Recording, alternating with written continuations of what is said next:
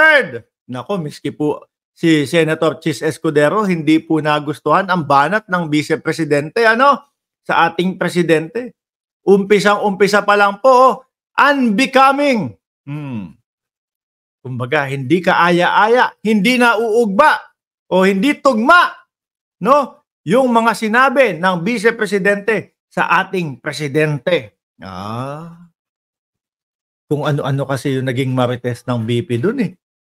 Ano po? Kung ano-ano yung mga sinabi, merong mga kulaman portion, ano pa? May kulaman portion, may putulan ng ulo portion, dahil sa relo. Yun nga, nabanggit nyo. Di ba kasi, ang BP, no? Magaling magmarites. No? Magaling magmarites. Si BP, bakit ho, mga kababayan? Muntik tayong mapaniwala na bata lang yung yung nanghihingi ng relo. Ako ini-imagine ko, habang kinukwento ng BP, sir, parang, Pangulo, pwede po ba yung relo nyo, akin na lang? Why? Why should I give it to you? Ang akala ko, batang musmos, maliit. Yung pala, sabi nung nagkomento dito, gagawa na pala ng bata at kaya nang gumawa ng bata. Di ba? Alam nyo po yung mga ganon? Ako, alam ko matalino naman po kayo eh. No? Yung mga Rolex na ganyan, yung mga Patek Philippe na ganyan, yung mga Richard Mills na relo na ganyan, siguro naman po naiintindihan nyo, no? Na kahit po ang simpleng mamamayan, kayang maka-afford kahit papaano nung mga ganun. Yung mga ganun, 2 million, 3 million, kaya po. Diba? Pero sila, sasabihin, grabe, yung Pangulo, yung relos halagang 4 million, 5 million. Sabi ko nga panoorin nyo po yung vlog ni paring Hives ko. Hindi kami close. Pero magkikita din kami niyan pagka nauwi ako ng Pilipinas. So, panoorin niyo po yung vlog. Yung mga simpleng mamamayan natin, kapwa natin Pilipino, mga bossing, kung magsibili po ng relos, magkano? 5 million, 4 million. Presidente pa kaya? Marcos pa kaya? Mga bossing? Di ba? Ituloy na natin itong unbecoming. Unbecoming ang mga ganyang uri ng pahayag. Lalo na sa pangalawang pinakamataas na opisyal ng ating bansa. Eto na lang po, tanong mga bossing. No? Si Chis, naringgan nyo po ba yung, halika kayo, magpapatawag ako ng press conference. Pumunta kayo dito, pakinggan ninyo ako. Siyempre, kapag kaganyan po, politiko, especially Vice President, alam nyo kung ano ang maririnig nyo, no? Ang unang iisipin natin, para sa bansa ang pag-uusapan. Yun dun po, kay BP, parang marites and portion, paglalabas ng sama ng loob, dahil hindi binigay, no? Dahil hindi binigay yung relos. Alam mo, yung bata na yun yung nagpapakapuyat para lang i-save ang Pilipinas. Nung sinabi niya, why should I give it to you? Gusto ko pong tapyasin yung ulo. Tapos, ewan ko kung gusto rin ihagi sa West Philippines eh. Hindi po hindi po tugma, no, sa Vice Presidente. Pero mo, tayo lahat, sabi, uy, meron si BP na press conference. Tayo naman talagang puntahan. Yung pala, yun lang ang maririnig natin.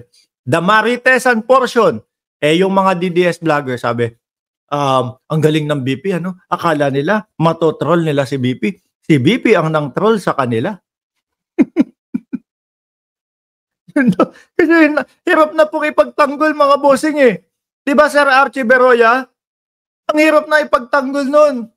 Kaya nga kung sino man ang nag-push o tumulak o pumilit sa Vice Presidente na mag-press conference para lang sa ganon, ikaw ang dahilan kung bakit, no, lalong lumakas ang sigaw ng impeachment ng sambayan ng Pilipino. Biruin mo? Pilitin mo na mag-press conference?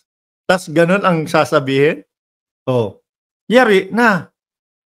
Kasi mga bossing, kung buo o bukal sa loob ng mga vice-presidente yan, talagang gusto ko magpa-press conference, no?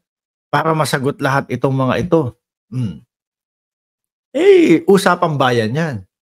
Eh, yung kapagka kailangan magpa-press con ka, ganito, ganito. Eh, walang pumapasok sa isip ng vice-presidente.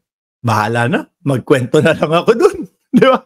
Bahagi, marahil ang paglalabas ng sama ng loob sa buhay ng tao. Correct naman po. Huwag kimkimin, no? Pero hindi naman siguro dapat sa press conference na yung mga ganun. Pwede namang sa mga kaibigan. Alam niyo po, yung mga sinabi ng vice-presidente, mga kababayan, pang ano lang po yun eh, pang tropahan, no? Kapag ka kunyari ho, naaya ako ni dating Pangulong Duterte. Oh, Mark, magla-live ka ba? Tara mag-inuman tayo. So, doon yung labas ng samaan ng loob. 'Di ba? Yung tipong kayo-kayo diyan, Yung kwento ni Vice Presidente, pang-inuman portion lang po yun eh. Putulan ng leeg, 'di ho ba? Tanggalan ng ulo, itatapon yung bangkay ng dating pangulo. Pang-inuman lang po yung napakinggan natin eh. Kaso nga lang po, ginawa yung press con ng Vice Presidente umaga diyan sa Pilipinas.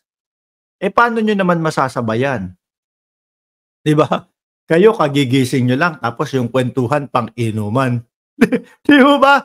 Bahagi marahil ang paglalabas ng sama ng loob sa buhay ng tao pero hindi siguro rason, yun at lisensya na buksan ang paggamit ng mga salita na napapakinggan ng bata man o matanda. Mga bossing, isang vice-presidente, inaksaya yung oras natin, no, para pakinggan siya. Tapos yun lang po ang mapupulot natin. Kaya naman ho, mga kababayan, nako, talaga hong madaming umalma dyan eh. Hindi lang po ang Senate President. Gusto nyo kung sino pa? Umabot sa punto, mga kababayan, eto. Pati po ang DOJ, mukhang kakasuhan po ang Vice Presidente. Sabi ni Cesar James Rapanut, kwentuhan sa inuman lang, Boss Mark. Ay, gano'n naman po, 'di ba? Yung ating napakinggan. Sabi ni Frozen Soul, narcissist disorder symptoms, a need for admiration from other, a grandiose or excessive sense of self-importance, a sense of entitlement, a preoccupation with themselves as lack of empathy for others.